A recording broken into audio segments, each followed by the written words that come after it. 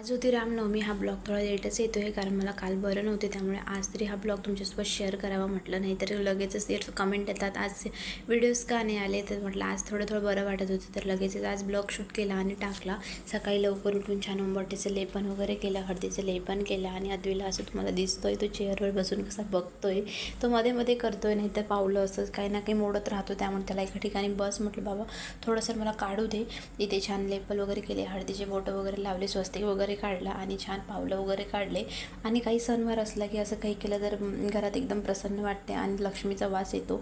आणि लगेचच रेडी होऊन आमच्या कॉलनीमध्ये होता आज रामनवमीचा भंडारा आणि छान रामाची आरती वगैरे झाली, छान रामाचा जन्म वगैरे साजरा केला आणि पाळणा वगैरे म्हटला.